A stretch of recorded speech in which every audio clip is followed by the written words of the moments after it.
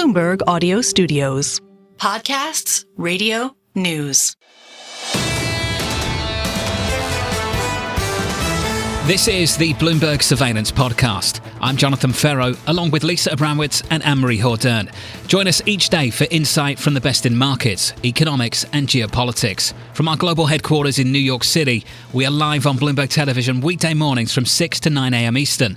Subscribe to the podcast on Apple, Spotify or anywhere else you listen. And as always, on the Bloomberg Terminal and the Bloomberg Business app. Investors bracing for a potential government shutdown to begin at midnight. Mark Haefele, the Chief Investment Officer at UBS Global Wealth Management, writing the following: with the direct impact of a government shutdown on financial markets likely to be muted, we maintain a positive outlook for US equities. Mark joins us now for more. Mark, welcome back. It's been too long, my friend. Let's talk about what's anchoring that view. What's making you bullish right now? Well, I think we've had continued strong earnings. We've seen this continued investment on the AI side. And then we have the Fed cutting rates. So those are positive backdrops. Would also add in there, the strong fiscal spend that continues, and that's been supporting the economic picture as well. Mark, I know that these are real numbers, real revenue, real profits. There's been some concerns recently about circular finance, financial engineering. Do you see any pockets of speculative behavior that concern you and the team? Absolutely, that there is, and there has been for several years, speculation in various parts of the market. I think a focus on quality is something that we have maintained and will continue to maintain, a focus on cash flows. There are plenty of stocks. It does seem like, you could put .com in your name and your stock would go up. Now you put AI in your name and your stock would go up. That kind of thing is a worrisome sign to a degree, and that's why you really do have to start digging in on, particularly, I think, on the cash flow side. Mark, until now, a lot of the money that's gone into tech investment has been cash flow, free cash flow. Now we're starting to see more leverage get introduced to more of these deals. I'm thinking of the CoreWeave deal right now that we announced this morning with Meta. CoreWeave is a below investment grade rated company that relies heavily on the debt market, and this comes along with a slew of LBOs and other deal activity. Does that raise concerns about the debt side of the financing structure heading into a really uncertain economic time? Well, I think it's a good point. As you've noted, I think rightly, we're starting to see really just kind of the beginnings maybe of some of the more excitement on the institutional side about IPOs and other things. So, I think some of this financing is absolutely something to watch, but we still believe some of it around some of the core of the hyperscalers, that's still very early. But there's no question that there are pockets of leverage as well building up in the system. I think, the way we look at it overall with the AI project, it's something that we think is one of the longer term themes that we want to stay invested in, because we do see the productivity growth. We hear it from our clients who are customers. That's something they're investing in. We still like the power and resources story associated with that. We still like the healthcare story. These are areas, they're big problems for governments, and where there's big problems, there's big money going in. We've seen the president of the United States say, we're going to win it. We must win on AI. These are existential, ultimately defense issues, both for companies and for nations. And so I think that gives it something of a little bit of a different quality. And those are the kind of longer term trends we want to be behind, even if there is certainly the potential for some choppy trading into the end of the year. Mark, if you do have all of this investment, the IPOs, the deals activity, can you get a real acceleration in growth heading into the fourth quarter without a reacceleration in inflation? Look, we think there might be some acceleration of inflation. I think it's something about how much the Fed and other central banks would be willing to look through that. But also keep in mind, for some of if you take just the tech sector, that inflation is not necessarily an issue for them, because if you take the hyperscalers, they're not that reliant on debt financing, right? So there again, I think it could be a time to get a little more selective about who can continue to benefit, given the very large changes we've had in the way the economy has been moving forward this year. Mark, I've got to squeeze this in. Got about 45 seconds. You're at UBS. I've got to ask you about gold. The move we've seen this year, this month, can you walk us through how investors are taking exposure to the precious metal, whether it's physical, paper, and if it is physical, whether they're choosing to store it closer to home? All of the above, Jonathan. You should come visit the vault someday. Long equities and long gold has worked very well for us, and we think that will continue to work. Stay with us. More Bloomberg surveillance coming up after this.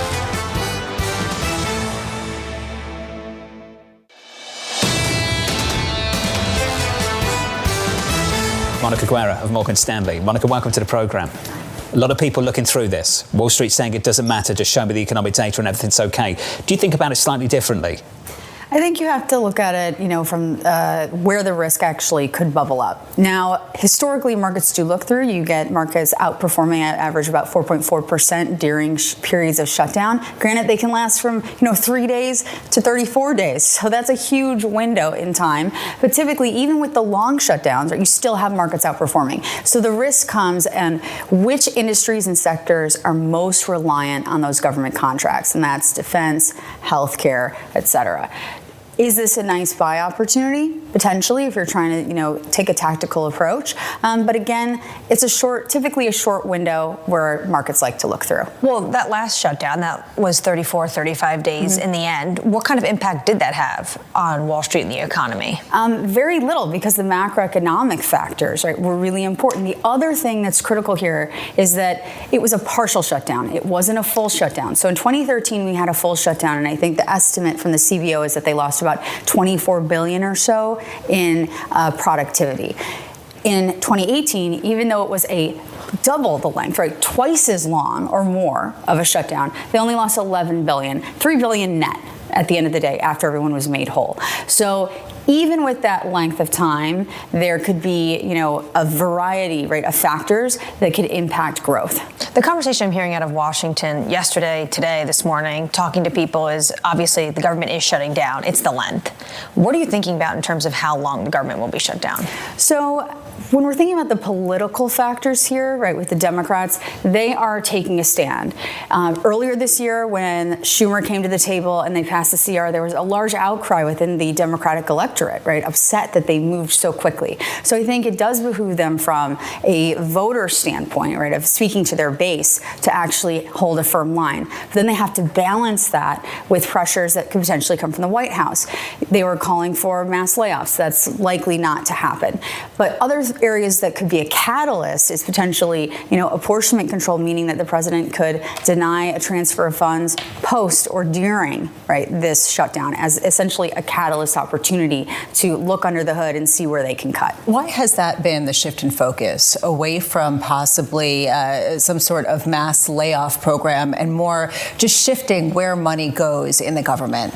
So if we look at what happened with DOGE, they were largely unsuccessful, They were able to get some cuts through. There was such significant power within the federal unions, protecting status of workers, and the legal response, was essentially a significant pushback. They don't want to run into that sort of hurdle again. So I think it's more of an issue of which agencies, which programs, which departments are ideologically aligned with the president, and could those areas actually be in trouble if they choose to withhold funds. Okay, so let's talk specifics. What are the areas that could possibly see reductions in funding? What are the areas that could potentially see increases in funding as soon as the next few weeks if there is some sort of shutdown? You could see some risk. This is pretty high level and widespread. It's already happening on the DEI front. That's likely to continue. They could also look at anything that's clean energy related. You could maybe see some impacts to EPA. And then the the other areas that I think are critical is on the Medicaid healthcare front. They're continuing to want to clamp down, especially on those ACA subsidies that the Democrats are looking forward to extending. Do they get that? That's the big question. What's the off-ramp? The off-ramp here, I think, is if you start getting really notable aggressive activity from the White House, and then that could move the Democrats forward, because there's significant amount of programs that they don't want to lose, and they want to make sure that their support outside of ACA subsidies. Right now, this is their bargaining chip. This is the thing that they want to get a win on. If they can't get that, and everything else starts to see this, you start to see the train go off the tracks in other ways, that could be the catalyst that gets the Democrats to the table. The Vice President yesterday was talking about rural health care policy and how potentially that is one place where they can come to an agreement. Is this where the off-ramp will be, though? It will be in the healthcare policy sector. If Democrats get a concession, that's their off-ramp. The other piece that I'm talking about is the stick off-ramp, right? That if the White House says, no, we're not negotiating with you, we're not giving you those subsidies, then you have to come to the table because we're going to cut other things, right? And it's more of a fear tactic. Now, on the ACA and rural healthcare component, when you're looking at red states, rural red states, they're most reliant on ACA. They didn't do Medicaid expansion, so the Medicaid rollbacks don't really impact them. So it is really all about ACA subsidy extension, and that is an area where you do get bipartisan consensus. Taking a step back and looking at some of the macro implications, not clear what the longer-term macro implications are for bond yields based on just sort of this broader sense that it is essentially an economic issue. You do see, though, longer-term, an impact on the dollar. There has been a weaker dollar associated with shutdowns. Do you expect that to be correlation that continues this time around? Yes, this is a historical, relationship. One of the things that we want to note, though, is that the length of time, right, is going to impact that how weak it goes, right? So if we get a week, that's going to be very different than if we get another 35-day window. Stay with us. More Bloomberg surveillance coming up after this.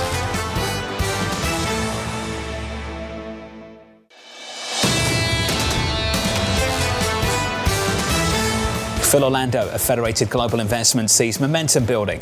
He writes the following: given the potential for a strengthening labour market and moderating inflation, economic growth could accelerate in the second half of this year. Phil joins us now for more. Phil, good morning. Good morning. Thanks for having me back. Thanks for being here. Just to build on that quote, is that the story we're priced for? Stock market's up 38% since the Liberation Day lows back in the middle of April. So clearly they're not jumping out of the upper floors of the towers because they're concerned that the labor market's collapsing. Has the data been soft the last 4 months? No question.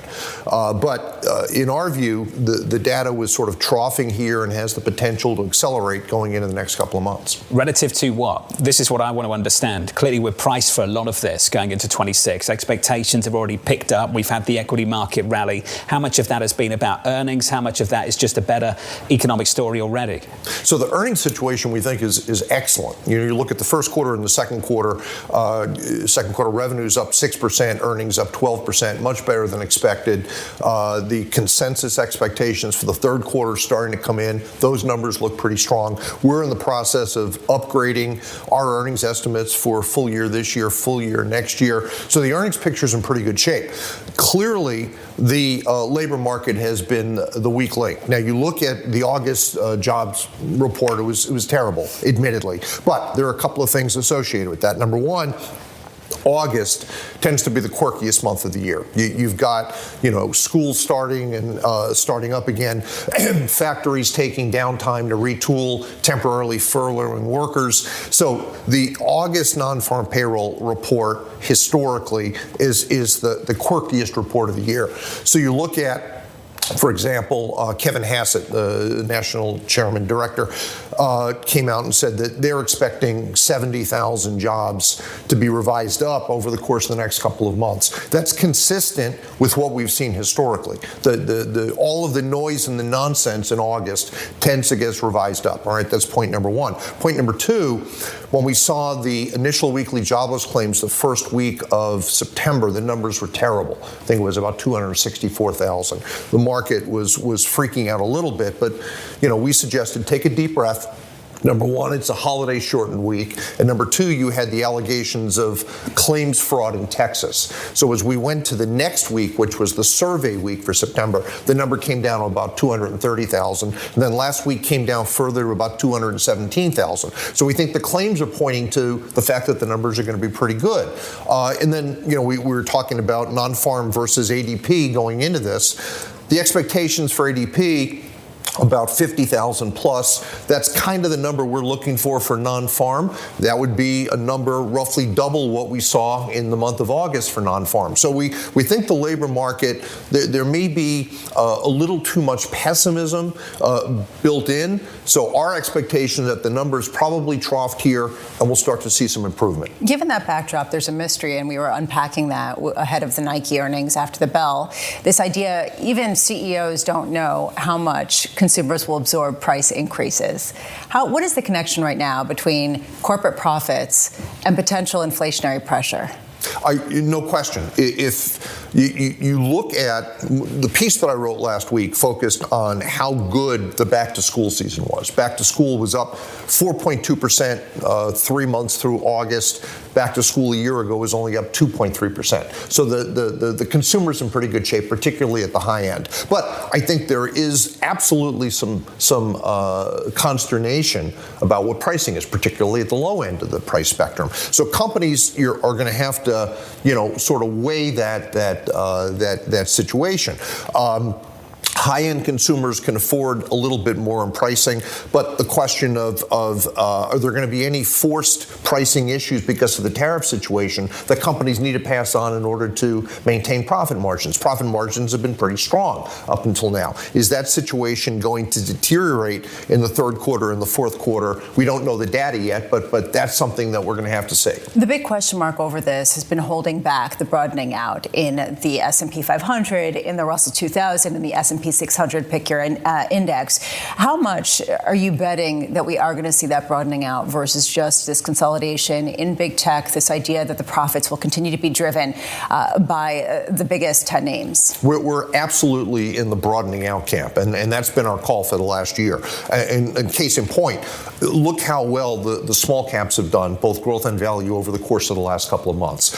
In our view, the small caps were completely mispriced, and once we began to see the Fed tipped over their cards, they're going to cut interest rates. An interest rate reduction cycle is hugely beneficial to the small cap companies. It improves their ability to self-finance, kicks off an M&A and an IPO cycle, and you've got a situation where domestically we think economic growth is accelerating. Small cap companies do 80% of their business here. If the U.S. economy is doing well, that's going to benefit small cap companies. But aren't more tariffs going to hurt small cap companies? Even if they do business here, a lot of the imports could be coming from other countries. Well, again, that's a case-by-case situation. I was on Bloomberg Radio recently, and we were talking about this, and I got some random person that sent me an email when I got back to the office asking that question. Isn't that going to impact pricing and imports, and won't Christmas sales be a disaster? And the answer in our situation is we think it's going to be a case-by-case situation. How is a company sourcing what they're selling? What's the pricing of that? Can they source more domestically?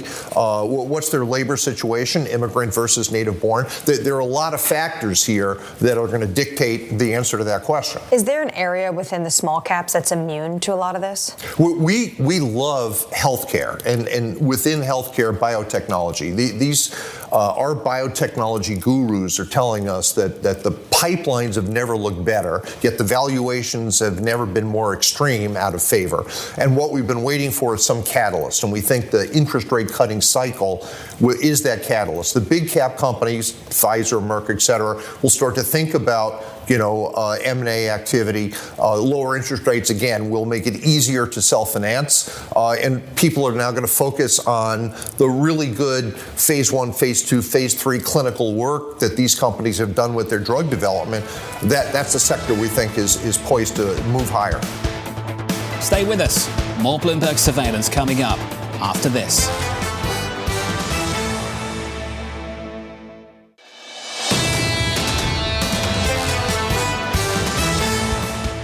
Investors looking for signals the US economy is heading back towards stable growth or volatility and higher inflation. Bruce Van Saun is the CEO of Citizens Financial Group, which serves approximately 6 million consumer and business customers. Bruce joins us now for more. Bruce, good morning. Good to see you. Oh, it's great to be here. Did we say happy anniversary? 12th anniversary?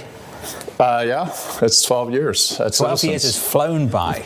You've got to read on both the consumer and businesses as well. We talked a lot about corporate confidence, the M&A, the boom, things picking up. Consumer confidence still held back. What do you see across the business? A difference between the two?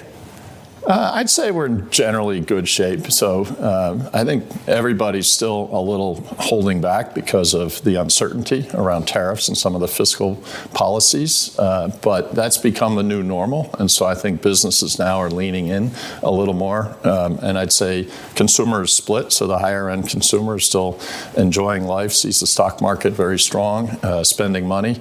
A little more pressure at the lower end. Inflation still is persistent, and real wage gains haven't fully covered that, so they're pulling in a little bit. What opportunities are available to you and the team right now to lean into that higher end consumer, just a little bit more, higher income, the private side of the business? Yeah, so one of the moves that we made a couple of years back was we tried to buy all of First Republic. JPM ultimately was successful, but we hired a lot of the talent. A lot of the private bankers came over to Citizens, hired 150 folks on day one, and then we've ramped that up now to close to 500 people. We're across $10 billion of deposits, and we're going to target at year end hitting $12 billion in deposits, $11 billion of AUM. So the business is basically exploding in terms of new customers coming onto the platform. I think we're delivering really good quality service at this point, and we're integrating that with our commercial bank. So a lot of our middle market companies are successful people. They have families in need of both business services on the commercial side and then individual banking and wealth services for the family and for the individuals. And so we bring that together to provide really robust solutions. And I think we're doing that better than anybody in the market these days. Can you give a sense of just the rapid rate of growth and what you see over the next, say, couple of years in terms of that wealth management sector that's been driving growth or had been driving growth at a lot of the major banks? Yeah, so one of the things we said is that by this year that business would be 5% accretive to our bottom line. So it's basically a startup inside a 200-year-old bank.